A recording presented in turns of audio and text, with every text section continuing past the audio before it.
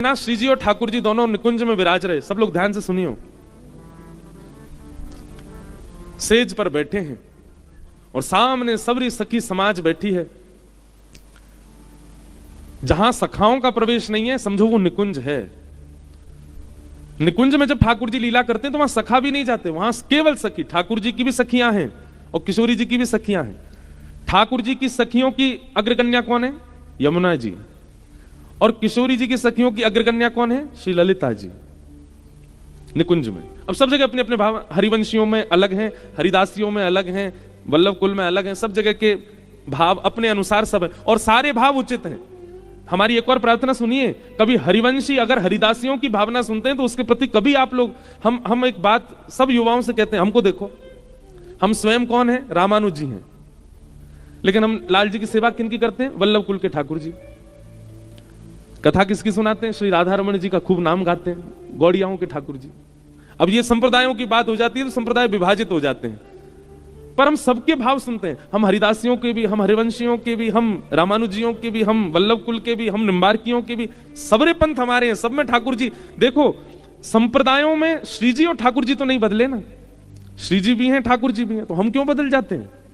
अरे आप तो वल्लभ कुली हो, हम तो ये हैं। नहीं, सबके भाव सुनो और सबके भाव को स्वीकार करो, सबसे प्रेम करो। हमारा तो कभी कभी ऐसा भाव रह जाए कि आगे चल के हमारे परिवार में जब लोग बाग ज्यादा रह जाएंगे, हम तो सबरे संप्रदाय ने घर में रखेंगे, ये हरिदासी, हरिवंशी, वल्लभ कुली, रामानुजी, निम्बार की, और सबके भाव सुनो, सबके भाव एक से एक अद्भुत हैं। तो कहीं पर ललिता जी प्रधान है, कहीं पर विशाखा जी प्रधान है, हमारे वल्लभ कुल में यमुना जी प्रधान है। तो ठाकुर जी की सखियां कौन है? उनकी अग्रगण्या कौन है? यमुना जी। और किशोरी जी की सखियों की अग्रगण्या है श्री ललिता जी। आज सुंदर सेज पर ठाकुर जी और किशोरी जी दोनों विराज रहे हैं। इन दोनों में कभी प्रतिस्पर्धा नहीं आवे, ये तो एक दूसरे को देख करके यूं और विचार करें कि अगर ये ज्यादा सुंदर लग रही है तो मैं इनको और सुंदर बना दूं, और किशोरी जी को लगा ठाकुर जी सुंदर लग रहे हैं तो इनको और सुंदर, उनमें प्रतिस्पर्धा नहीं, पर सखियों में आ जाती है कौन ज्यादा सुंदर लग रहा है। बेसर कौन की अतिनी की,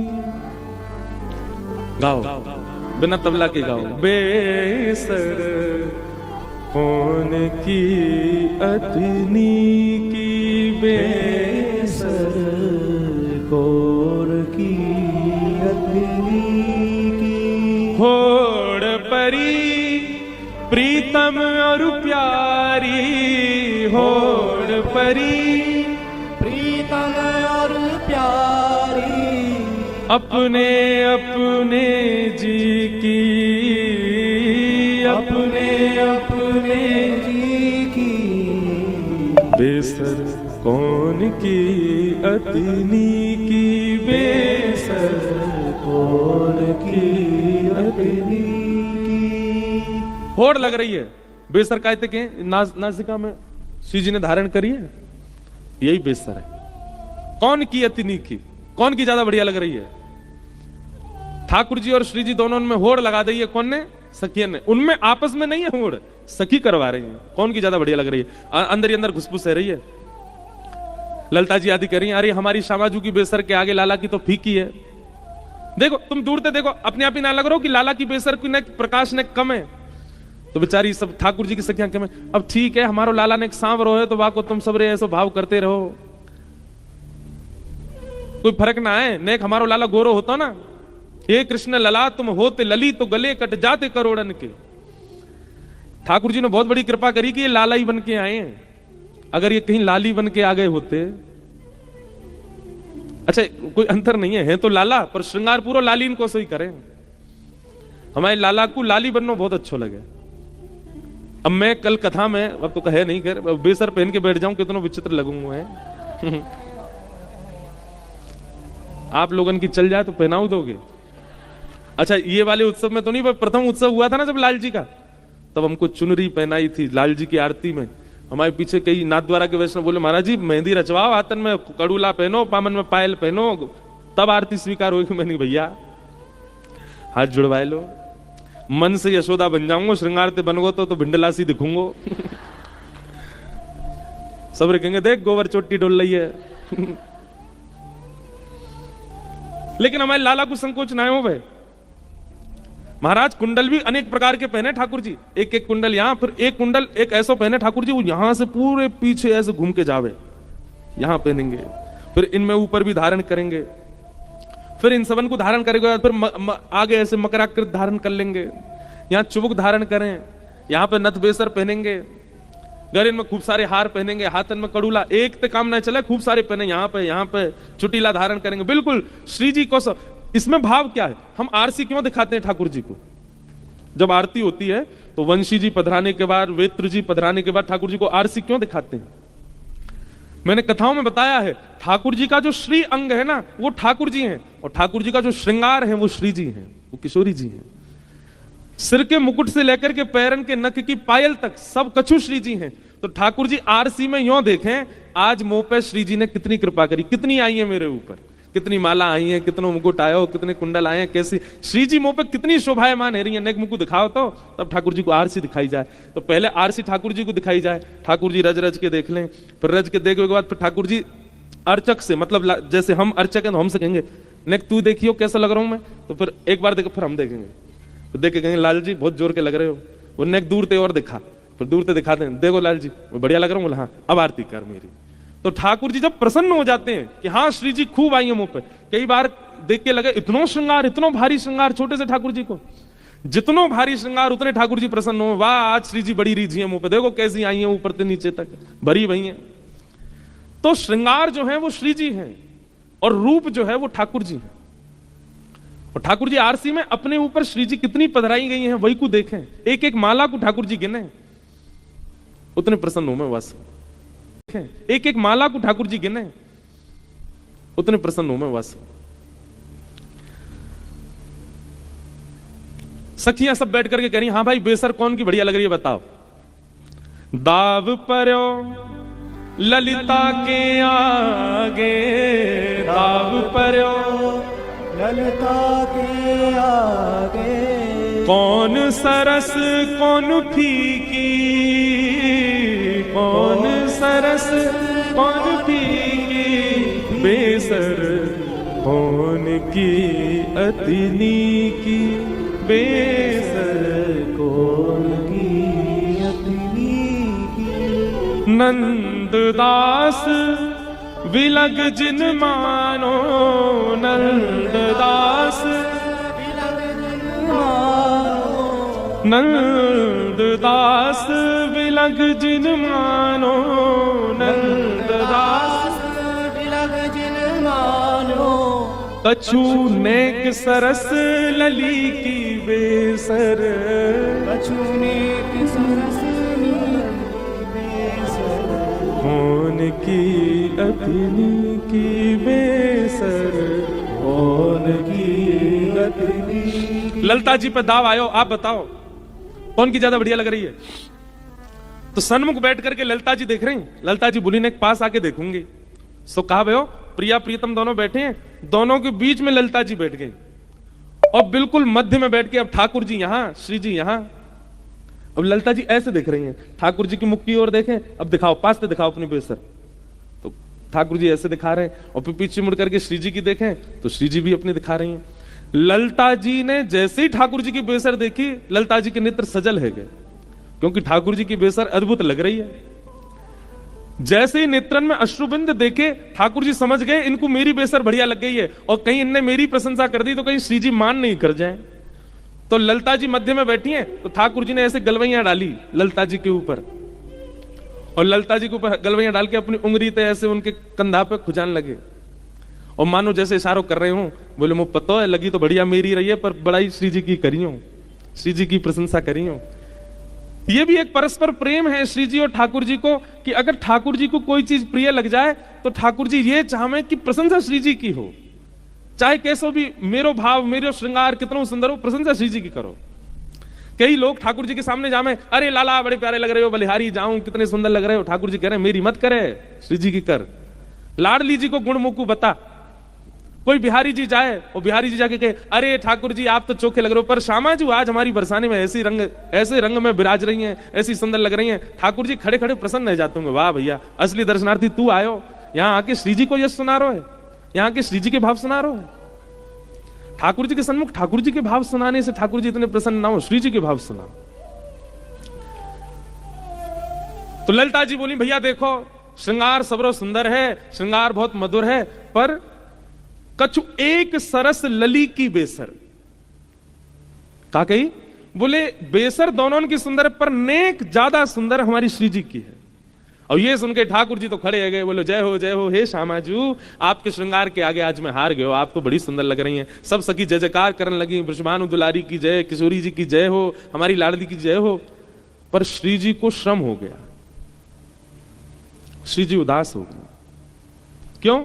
यहां लाल जी चाह रहे हैं श्री जी को यश हो, श्री जी को यूं लगे कि मेरो यश काय को गा रहे हैं, लाल जी को यश गाओ। ठाकुर जी ललिता विशाखा बोली, बोले देखो इतनी प्रशंसा कर दी, फिर वो देखो रूठ गई हैं। ठाकुर जी बोले एक तो इनकी पतो ना चले कब रूठ जाए, मोह तो यूं लगे मेरी प्रशंसा है जाएगी तो नहीं रूठ जाए, अब इनकी प्रशंसा है तो रूठ गई हैं। ठाकुर जी गए, बोले हे श्यामाजू कहा भयो? बोले मोकू ये विलग विलग भाव जो सखीन के चित्त में प्रकट हो, मैं आपके लिए विलग, मेरे काज विलग, या से मोकू बड़ो श्रम होवे। ये हम दोनों के रूप में, स्वरूप में, लीला में, श्रृंगार में इतनी प्रतिस्पर्धा क्यों करें सब सखी? हे श्याम सुंदर कोई ऐसी योजना बनाओ, बेसर भी एक है जाए, गले के हसली भी एक है जाए, माला भी एक है जाए, कड़ूला भी एक है जाए, वस्त्र भी एक है जाए, पटका भी एक है जाए, श्रृंगार भी एक है जाए, फिर प्रशंसा केवल एक की नहीं हो, दोनों की एक संग हो। किशोरी जी के अभाव को सुनकर के ठाकुर जी बोले जो आज्ञा श्री जी, अगर आपकी ऐसी भावना है तो आज रास में एक ही रह जाएंगे। और रास बिहार करते भय श्री जी, ठाकुर जी अपने कटी पे हाथ धर के खड़े हैं, श्री जी दोनों भुजा उठा करके नृत्य कर रही, और नृत्य करते करते करते करते करते करते ऐसा नृत्य भयो, ठाकुर जी श्री जी के भाव समझ गए कि एक करनो है, तुरंत श्री जी के समीप गए और समीप जाकर के जयश्री श्री जी को अपने सन्निकट बुलायो, दोनों ऊर्ध्व भुजान में थे। श्री जी और ठाकुर जी चैतन्य है, चिन्मय स्वरूप है, हमारी तरह जड़ नहीं है ठाकुर जी, हमारे बगल में कोई आ जाए हम टकरा जाएंगे, पर ठाकुर जी ऐसे थोड़ी है, ठाकुर जी चिन्मय है, चिन्मय ठाकुर जी, चैतन्य ठाकुर जी। जैसे एक दूसरे के समीप आए, आधे आधे एक दूसरे में प्रविष्ट रह गए और श्रीनाथ रूप प्रकट है गए। अब बेसर भी एक है गई, हसली भी एक है गई, माला भी एक है गई, मुकुट भी एक है गयो, चूड़ामणि भी एक है गई, कड़ूला भी एक है गए, श्रृंगार सबरो एक है गयो। अब ठाकुर जी बोले अब गाओ कौन की अतनी की बेसर, कौन की ज्यादा सुंदर है बताओ। सब सखियां बलैया लेने लगी, बोले अरे हम तो भूल ही गए कि हम प्रतिस्पर्धा श्रृंगार में कर रहे हैं, प्रतिस्पर्धा लीलान में कर रहे हैं, ये होड़ कर रहे हैं आप दोनों के बीच में, पर आप दोनों तो एक ही हैं। तो सखीन की जो ये होड़ है, वह होड़ को समाप्त करने के लिए श्रीनाथ जी प्रकट हुए, एक ही रूप है गए दोनों। बोले अब जो भी यश गाओगे वो दोनों उनको गवेगो, एक को नहीं गवेगो।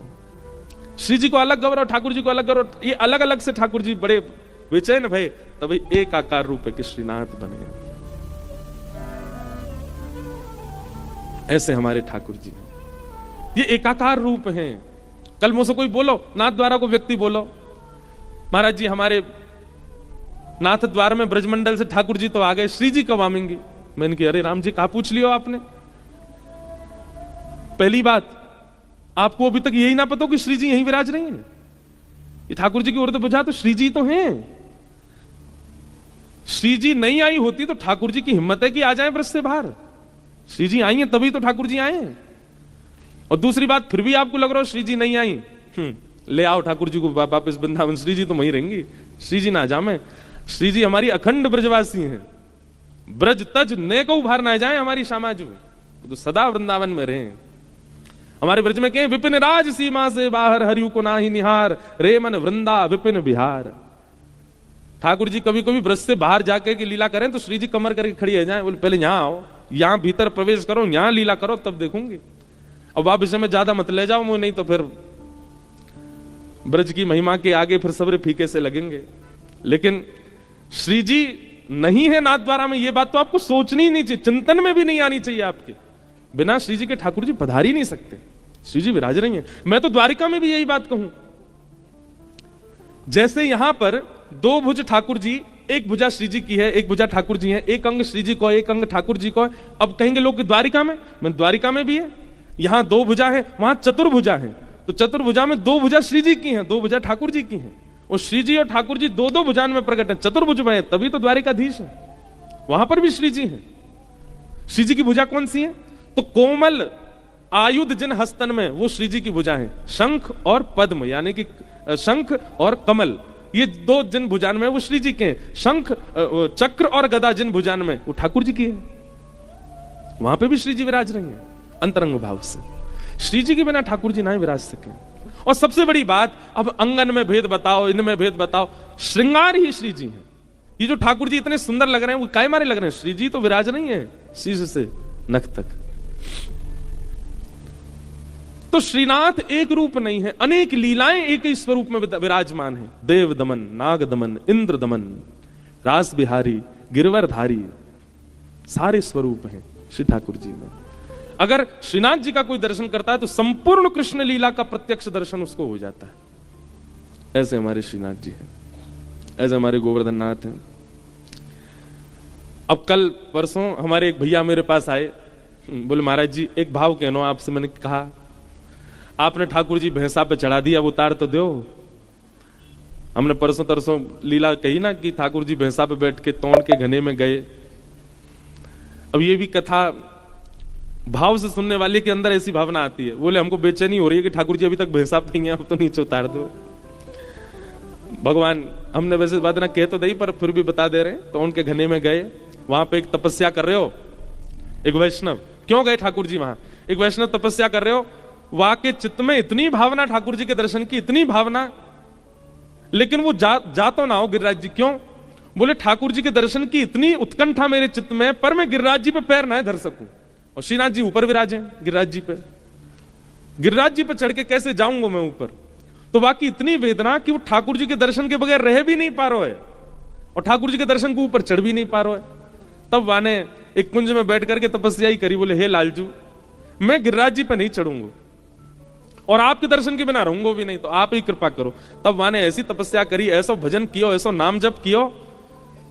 ठाकुर जी बोले भैया मेरे दर्शन को व्याकुल बैठो। पूज्य पिताजी महाराज भी कह रहे हैं ना, गीता में ठाकुर जी कह रहे हैं आप जितना याद करते हैं आपसे 10 गुना ज्यादा ठाकुर जी आपको याद करते हैं, आपसे 10 गुना ज्यादा ठाकुर जी आपकी स्मृति करते हैं। अगर कोई नियमबद्ध होकर के ठाकुर जी की कोई आराधना, देखो नियम धारण करो पर ठाकुर जी को श्रम हो, ऐसे नियम मत लो। ठाकुर जी को श्रम नहीं, आपको श्रम हो ऐसे नियम लो। जब तक हमको श्री जी बाबा के दर्शन नहीं होंगे हम ऐसा नहीं करेंगे, जब तक हमको वृंदावन वास नहीं मिलेगा हम ये इस चीज का त्याग कर देंगे। Here's a look at my week on Facebook gaming. Monday morning I play puzzle games. On Tuesday Vrindavan वास नहीं मिलेगा हम ये इस चीज का त्याग कर देंगे। हम करवाते श्रम आपसे, कोई नियम बना लो और उस नियम में एक ये भाव रख लो कि जब तक हमको ठाकुर जी का अनुग्रह प्राप्त नहीं होगा हम सोशल मीडिया नहीं चलाएंगे। करो, आप कहोगे महाराज जी अन्न छुड़वा दो, जल छुड़वा दो, प्राण भी ले लीजिए हमारे, पर इसको दूर मत करवाओ। हमको ऐसा लगता है कि अब ऐसा समय आ गया है कि व्यक्ति अगर इसका त्याग कर दे फोन का, ठाकुर जी उससे बड़े प्रसन्न हो जाएंगे। वाह भाई बहुत बड़ा तपस्वी बैठा, ठाकुर जी नारद जी को जाके मिल के आओ उससे। इंटरनेट बंद कर रखा उसने, सोशल मीडिया डीएक्टिवेट कर दिया, भाई इससे तो मिलना पड़ेगा हमको। अब अन्न जल छोड़ना कोई बड़ी बात नहीं है। नियम ऐसा धारण करो ठाकुर जी को नहीं आपको श्रम हो। हमें श्रम होना चाहिए, हमें श्रम करना चाहिए। और जब हमारे श्रम को देख के ठाकुर जी आनंदित हो जाते हैं, हमारे श्रम की निवृत्ति के लिए फिर ठाकुर जी पधारते हैं, वो श्रम नहीं है। तो वैष्णव की इच्छा कि मुझे गिरिराज जी के दर्शन करने, पर मैं ऊपर जाऊंगा नहीं, पर्वत पर बैठ गए हो। ठाकुर जी ने योजना बनाई, पुलवा के दर्शन को जाऊंगा। बैलगाड़ी नहीं मिली तो भैंसा पे चढ़ के ठाकुर जी गए। हमारे कुमन दास जी को पद है, भावे आहे तोड़ को घनो,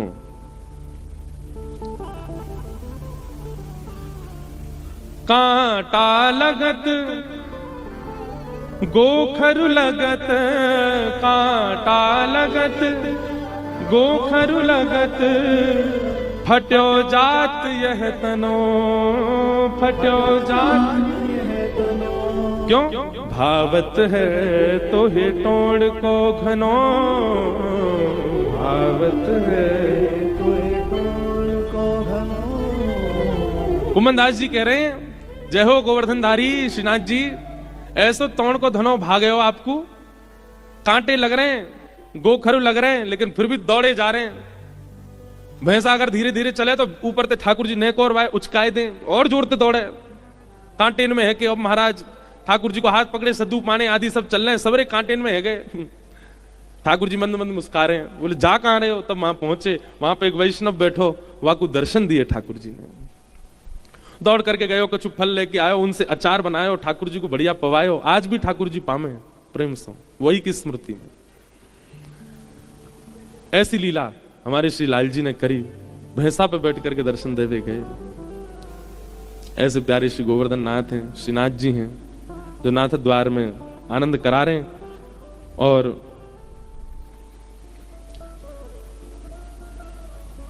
वहां जाकर के तपस्या में बैठो भयो वो व्यक्ति, काय के लिए तपस्या करो? गिरिराज जी के दर्शन करूंगा।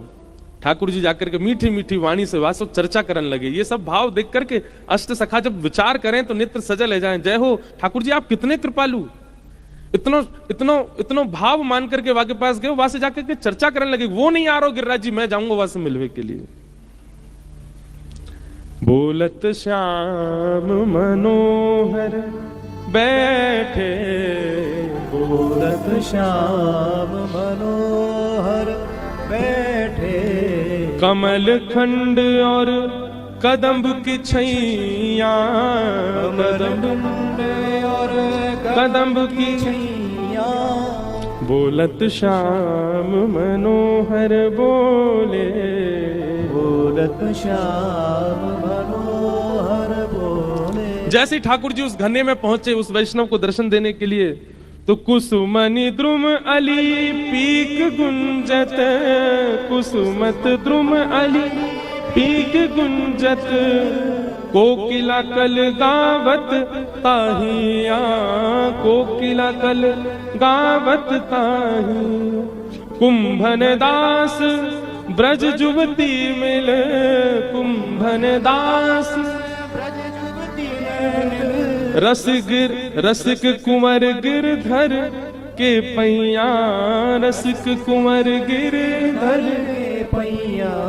बोलत श्याम मनोहर बैठे, बोलत श्याम मनोहर। एक बात सुनेंगे, हमारे अष्ट सखाओं ने ऐसा भाव कहा है कि प्रकृति में जितनी भी आकर्षक ध्वनियां हैं, प्रकृति में जितनी भी आकर्षक ध्वनियां हैं, जैसे नदी का कलरव, धीमी धीमी नदी जब बहती है उसके पास अगर आप बैठ जाएंगे ना, उसका कलरव बहुत अच्छा लगता है।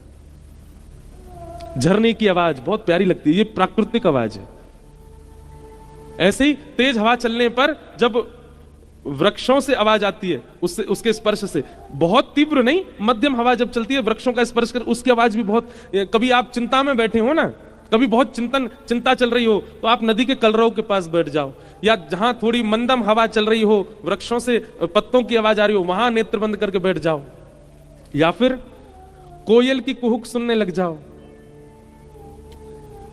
मयूर का पीक सुनने लग जाओ। ये सब प्राकृतिक ध्वनियां हैं, और इन सब प्राकृतिक ध्वनियों को अगर आप अनवरत सुनते रहेंगे, धीरे धीरे धीरे धीरे धीरे चित्त में जितने भी कलमश हैं वो धीरे धीरे समाप्त होने लगेंगे। और इन सबकी ध्वनियों में ही कहीं ना कहीं ठाकुर जी के वेणु रव का अनुभव होने लग जाएगा, क्योंकि ये सारी ध्वनियां जो हैं ये वेणु से ही प्रकट हुई हैं। चाहे वो झरने का स्वर हो, चाहे वो नदियों का कलरव हो, चाहे वो कोयल की कुहुक हो, चाहे वो मोर की पीक हो, ये प्राकृतिक ध्वनियां जो हैं ये सब वेणु से प्रकट हुई हैं। ठाकुर जी ने वेणु से ही प्रकट करके इन सब ध्वनियों को व्यवस्थित किया है। अगर किसी को वेणु रव सुनने की इच्छा हो, इन प्राकृतिक ध्वनियों की ओर जाया करे।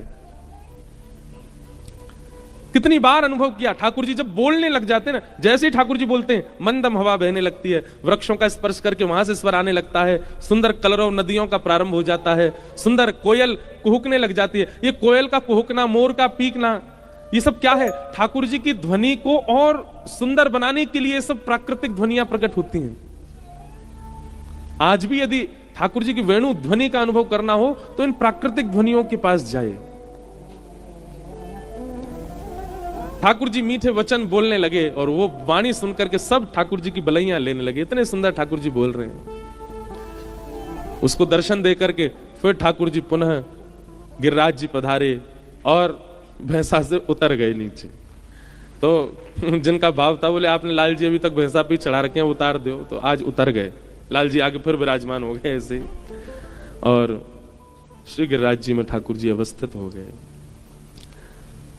बहुत भाव है बंधुओं, हम केवल अब स्मरण मात्र सबका कर लेते हैं।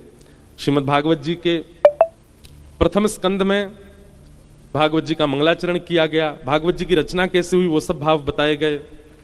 महाभारत का थोड़ा प्रसंग सुनाकर के परीक्षित का श्राप का कथन सुनाया गया। द्वितीय स्कंद में श्री शुकाचार्य जी का आगमन और परीक्षित को भागवत की कथा श्रवण कराने के लिए प्रेरणा देना, यह सब प्रसंग सुनाए गए। तृतीय स्कंद में सृष्टि प्रसंग सुनाया गया, उद्धव और विदुर संवाद। आगे चतुर्थ स्कंद में कपिल विभूति संवाद और ध्रुव चरित्र सुनाया गया। ध्रुव चरित्र के पश्चात पंचम षष्ठम आदि स्कंदों में भूगोल खगोल का वर्णन किया गया, नरकों का वर्णन किया गया। सब वर्णन करने के बाद में ऋषभ देव जी की कथा सुनाई गई, रहुगण और जड़ भरत का प्रसंग सुनाया गया। तत्पश्चात सप्तम स्कंद में नारायण कवच और वृत्रासुर स्तुति, जिसकी स्तुति के 4 श्लोक हमने प्रथम के 3-4 दिन कहे वल्लभाचार्य जी के भाव से। ऐसे वृत्रासुर की कथा सुनाई गई, उनके पूर्व जन्म की कथा सुनाई गई, प्रहलाद चरित्र सुनाया गया।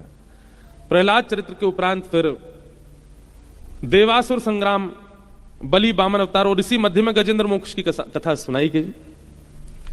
नवम स्कंद में आते आते फिर सूर्यवंशी राजाओं का चरित्र, गंगा जी का अवतरण और प्रभु श्री राम का अवतरण सुनाया। दसम स्कंद में चंद्रवंश, नवम स्कंद के विश्राम में चंद्रवंश और फिर दसम स्कंद प्रारंभ होती श्री ठाकुर जी के प्रादुर्भाव की कथा सुनाई। दसम स्कंद में ठाकुर जी की बाल लीला, कुमार लीला, पौगंड लीला, ये सारी लीलाएं सुनाई गई। समस्त लीलाओं का विस्तार करते हुए फिर मथुरा गमन, कंस मर्दन, उद्धव जी का व्रज गमन, भगवान का जरासंध के ऊपर 17 बार उसको हराना, 18वीं बार रण छोड़ करके द्वारिका प्रस्थान। तत्पश्चात द्वारिका में बलदाऊ जी का ब्याह, ठाकुर जी का ब्याह और सारे क्रम सुनाए गए। भगवान के 16,108 ब्याह हुए, नित्य कर्म, दिनचर्या, सब चीज सुनाई गई। ठाकुर जी का पूरा भाव यदुवंशियों का सुनाया गया। सुदामा नाम के मित्र दर्शन के लिए आए, भगवान ने उन पर अनुग्रह किया। भगवान के संपूर्ण यदुवंश को संतों का श्राप लगा। क्यों? सत्संग न करेंगे तो भगवान के परिवार के होके भी नहीं बच पाओगे, और सत्संग यदि जीवन में, तो ठाकुर जी कितनी भी दूर हो वो समीप का अनुभव करा देंगे। भगवान के यदुवंश को श्राप लगने का कारण केवल एक था, भगवान के इतने समीप होने के बाद भी श्राप क्यों लगा? क्योंकि सत्संग जीवन में नहीं था। भैया स्वयं ठाकुर जी भी कथा सुनते हैं, कभी कभी तो अपनी कथा सुनते हैं। सत्संग का एक अलग स्वरूप है। सत्संग युक्त जीवन व्यक्ति अगर जिए तो उससे अपराध नहीं बनेंगे, नहीं तो अपराध कर सकता है।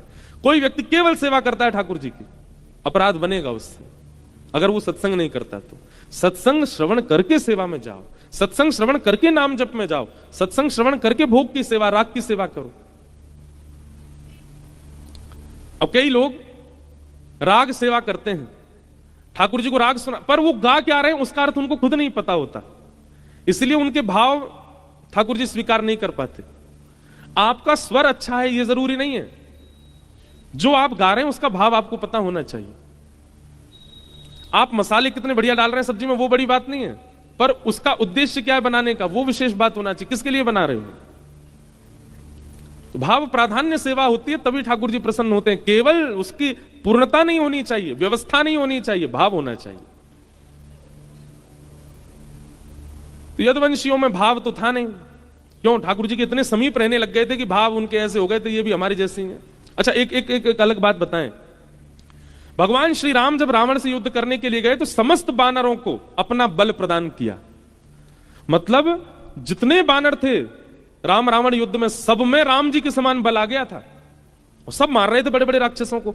लेकिन जैसे ही रावण वध हुआ, रावण वध के बाद सब वानरों ने जो बल राम जी ने उनको दिया था वह बल सब राम जी को ही अर्पित कर दिया। नाथ आपसे ही बल प्राप्त हुआ, अब ये राम रावण युद्ध हो गया, अब ये बल आप वापस हम आपको ही अर्पित करते हैं। हनुमान जी भी लंका से आने के बाद सौम्य हो गए, सरल हो गए, सहज हो गए। क्यों? क्योंकि सबने अपना बल वापस ठाकुर जी को दे दिया। ठीक वैसे ही कृष्णावतार में भगवान श्री कृष्ण ने समस्त यदुवंशियों को कृष्ण बल प्रदान किया, अपने जैसा बल दे दिया। लेकिन उस बल से राक्षसों का वध तो किया, सृष्टि से राक्षसों का बल, राक्षसों का और दैत्यों का भार तो हल्का किया, पर यदुवंशियों को वो बल जैसे ही मिला, यदुवंशी बोले कृष्ण क्या हम भी श्री कृष्ण जैसे ही हैं। जैसे ये सुदर्शन चक्र छोड़ते हैं हम भी छोड़ देते हैं, जैसे ये गदा घुमाते हैं हम भी गदा घुमा देते हैं, जितने सुंदर ये हैं उतने सुंदर हम भी हैं। इस बात का मद होने लगा और इन सब यदुवंशियों ने उस बल को ठाकुर जी को वापस नहीं किया, ये सब अपने पास ही रखे रहे। ठाकुर जी बोले ठाकुर जी नहीं मांगेंगे, आपको ही देना पड़ेगा। और यदुवंशियों के द्वारा जब वह बल वापस नहीं किया गया, ठाकुर जी बोले अब ये बल भार बनेगा पृथ्वी पर, मेरा परिवार है, मैं कैसे इनका अनित चाह सकता हूं। बल का होना और उस बल का ठाकुर जी के चरणों में समर्पण ना होना, यह सत्संग में अभाव बनाता है। और यदुवंशियों का अभाव रहा, सत्संग किया नहीं, संतों का एक दिन अपमान कर दिया, संतों ने श्राप दे दिया, जाओ तुम्हारे कुल में एक बालक के गर्भ से, ये सांब को जो साड़ी लपेट के लाए उसी के गर्भ से लोह पिंड होगा, उससे सब मर जाओगे। क्या समझ में आई बात? हम जो कुछ भी कर रहे हैं सब ठाकुर जी हमको बल देते हैं। आज मैं आपको कथा सुना रहा हूं,